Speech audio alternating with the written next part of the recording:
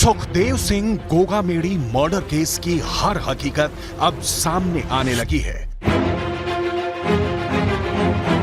बेखौफ हमलावरों की गोलियों का शिकार हुए सुखदेव सिंह गोगामेडी की हत्या की वजह पता चल गई है। बेहद खतरनाक गैंगस्टर माने जाने वाले लॉरेंस बिश्नोई और गोगामेडी की दुश्मनी आखिर क्यों थी? इस सवाल का जवाब भी मिल गया है। सुखदेव सिंह गोगामेडी आखिर क्यों लॉरेंस बिश्नोई के गुर्गों की आंखों में चुप रहे थे, इसका भी खुलासा हो गया है।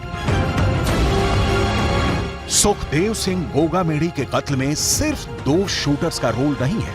यह मर्डर बहुत प्लानिंग के साथ और बहुत चालाकी के साथ खास मकसद से अंजाम दिया गया था। सुखदेव सिंह गोगामेडी का कत्ल करने वाले दोनों शूटर्स की गिरफ्तारी के बाद पूछताछ में हो रहे खुलासों ने पुलिस को भी हैरान कर दिया है। दरअसल सुखदेव सिंह गोगामेडी के पूरे कत्ल की कहानी इन 2 शब्दों में उलझी हुई है: donation money versus protection money. दरअसल इस पूरे मामले में जो जानकारी सामने आ रही है वो ये बता रही है कि ये पूरी लड़ाई लॉरेंस बिश्नोई गैंग और राष्ट्रीय राजपूत करणी सेना के अध्यक्ष रहे सुखदेव सिंह गोगामेडी के बीच चल रही थी। लॉरेंस बिश्नोई गैंग और उसका ये पूरा साम्राज्य चलाने के लिए बड़ी मात्रा में धन की आवश्यकता होती है, क्योंकि शूटरों को रकम देने और आधुनिक हथियारों के खरीद की जरूरत है। अपराध के साम्राज्य को चलाने और अत्याधुनिक हथियारों के खरीद की खातिर लॉरेंस बिश्नोई गैंग बड़े पैमाने पर धमकियां देकर वसूली की प्लानिंग में लगा हुआ था। जिन शूटर्स को सुखदेव सिंह गोगामेडी की हत्या के मामले में गिरफ्तार किया गया है वो पूछताछ में तमाम चौंकाने वाले खुलासे कर रहे हैं। सबसे बड़ी बात यह है कि नितिन फौजी और रोहित राठौर ये दोनों शूटर लॉरेंस बिश्नोई के खास गुर्गे रोहित गोदारा से जुड़े हुए थे और उनको जानते भी थे। अपने खजाने को भरने के लिए लॉरेंस बिश्नोई ने राजस्थान को चुना। राजस्थान एक बहुत ही समृद्ध राज्यों में से एक है और यहाँ पर मौजूद बड़े बड़े व्यापारियों को धमकाकर उनसे प्रोटेक्शन मनी यानी रंगदारी वसूलने की प्लानिंग पर लॉरेंस बिश्नोई गैंग ने रोड मैप तैयार कर लिया था। लॉरेंस बिश्नोई गैंग ने राजस्थान में व्यापारियों से मोटी रकम यानी प्रोटेक्शन मनी वसूलने का जिम्मा अपने खास गुर्गे रोहित गोदारा को दे रखा था। रोहित गोदारा ने अपना काम भी शुरू कर दिया था। सूत्रों से पता चला है कि लॉरेंस बिश्नोई का खौफ दिखाकर रोहित गोदारा व्यापारियों को धमकी दिलाने का काम कर रहा था, लेकिन उसके इस पूरे रोड मैप में सबसे बड़ी दीवार बनकर उभरे सुखदेव सिंह गोगामेडी। राजस्थान के रतनगढ़ के एक बड़े व्यापारी जिनका नाम महिपाल है, उनसे लॉरेंस बिश्नोई के गुर्गे रोहित गोदारा ने 50 लाख की रंगदारी मांगी। रतनगढ़ के व्यापारी महिपाल के सुखदेव सिंह गोगामेडी से अच्छे रिश्ते थे। सुखदेव सिंह गोगामेडी राजस्थान का एक दबंग राजपूत नेता था जिसके पास धनबल और बाहुबल दोनों था। सुखदेव सिंह के इशारे पर हजारों की भीड़ इकट्ठा हो जाती थी। यही वजह थी कि रतनगढ़ के व्यापारी को लगा कि सुखदेव सिंह के नाम का इस्तेमाल कर लॉरेंस बिश्नोई गैंग के खौफ से बचा जा सकता है। इसीलिए रोहित गोदारा की धमकियों को राजस्थान के रतनगढ़ के व्यापारी महिपाल ने नजरअंदाज किया और ये जवाब दिया कि सुखदेव सिंह गोगामेडी ने लॉरेंस बिश्नोई को रंगदारी देने से मना कर दिया है।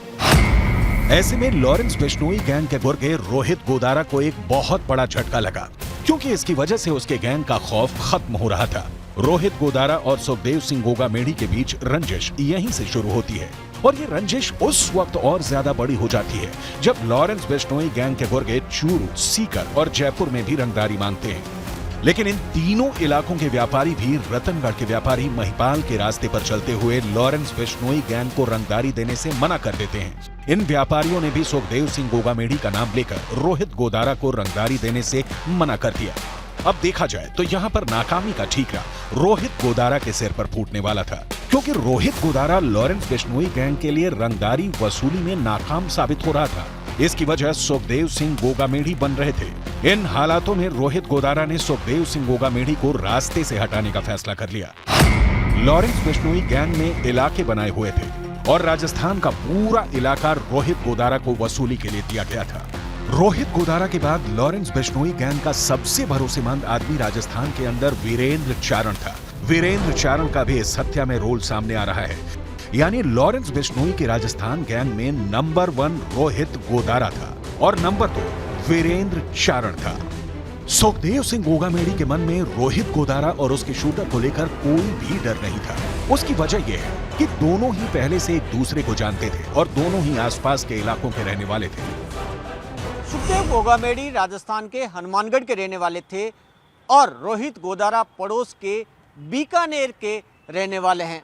दोनों को इस इलाके के लोग अच्छी तरह से जानते हैं।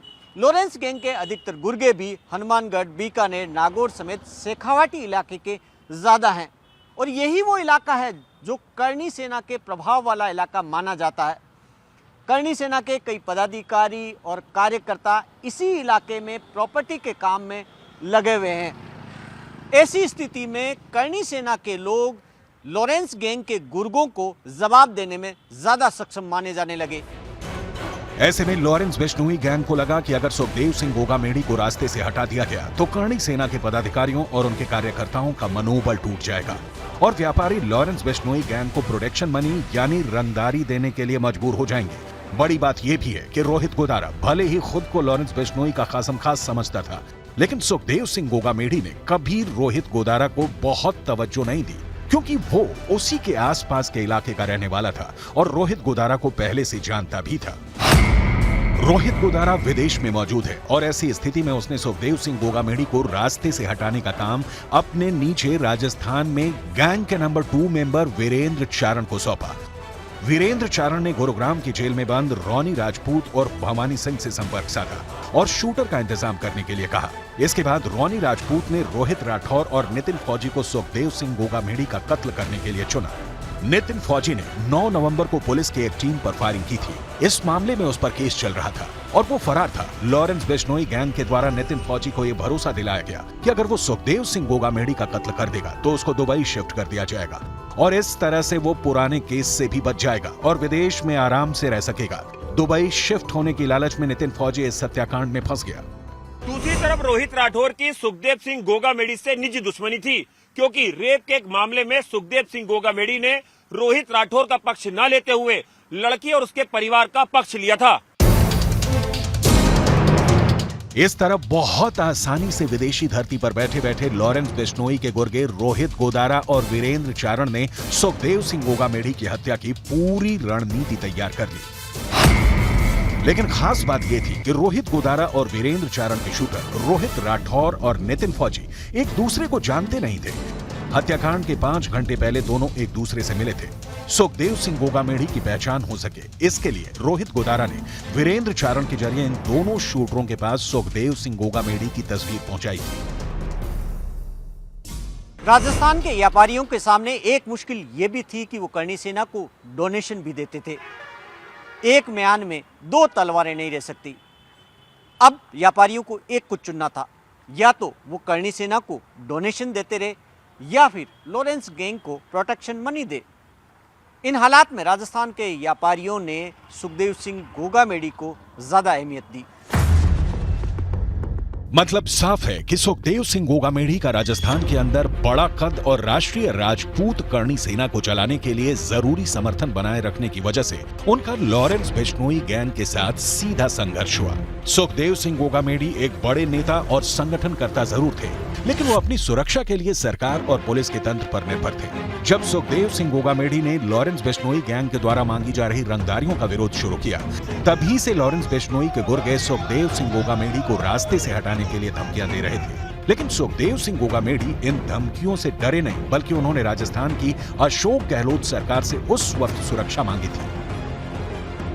राजस्थान के व्यापारी और राष्ट्रीय राजपूत करणी सेना के लोग भी अशोक गहलोत सरकार से इस बात की मांग कर रहे थे, लेकिन दावा किया जाता है कि पुलिस अधिकारियों द्वारा इस फाइल को पास कराने के बाद भी राजस्थान सरकार ने सुखदेव सिंह गोगामेडी को सुरक्षा देने की फाइल को खारिज कर दिया। ऐसे में सरकार की तरफ से सुखदेव सिंह को कोई सपोर्ट नहीं मिला और वो अकेले पड़ गए और उन्हें अपनी सुरक्षा के लिए निजी सुरक्षा कर्मियों का सहारा लेना पड़ा। लेकिन जिस दिन सुखदेव सिंह गोगामेडी का कत्ल हुआ, उस दिन उनके निजी सुरक्षाकर्मी छुट्टी पर थे और उनके पास सिर्फ 2 सुरक्षाकर्मी मौजूद थे। इस बात की जानकारी भी सुखदेव सिंह गोगामेडी के हमलावरों रोहित राठौर और नितिन फौजी को मिल रही थी। क्योंकि नवीन शेखावत, जो कि सुखदेव सिंह गोगामेडी की जान पहचान का था, सुखदेव सिंह गोगामेडी की कमजोरी के बारे में इन दोनों हमलावरों को पूरी जानकारी दे रहा था। शक तो यह भी जताया जा रहा है कि नवीन सिंह शेखावत लॉरेंस बिश्नोई गैंग से हाथ मिला चुका था। इस तरह लॉरेंस बिश्नोई गैंग ने रेकी करने के बाद बहुत आसानी से सुखदेव सिंह गोगामेडी को अपने रास्ते से हटा दिया। बड़ी बात यह है कि सुखदेव सिंह गोगामेडी की हत्या भी उस वक्त की गई जब अशोक गहलोत राज्यपाल को इस्तीफा दे चुके थे और वो सिर्फ एक कार्यवाहक मुख्यमंत्री के तौर पर काम कर रहे थे। यानी गोगामेडी के मर्डर के लिए जो समय चुना गया वो भी एक शक पैदा करता है। सवाल ये है कि क्या लॉरेंस बिश्नोई गैंग आगे राजस्थान में व्यापारियों को धमकाकर उनसे रंगदारी वसूल कर पाएगा और क्या व्यापारियों के बीच मौजूद डर कम हो पाएगा? सुखदेव गोगामेडी को रास्ते से हटाने के बाद क्या लॉरेंस बिश्नोई गैंग के गुर्गों का कब्जा और दहशत राजस्थान में कायम हो पाएगी? इन सभी सवालों का जवाब आने वाले दिनों में मिलेगा, क्योंकि अब राजस्थान में बीजेपी की सरकार बनने जा रही है और राजस्थान के नए मुख्यमंत्री के एक्शन से ही तय होगा कि लॉरेंस गैंग राजस्थान में जड़ें जमा पाएगा या नहीं।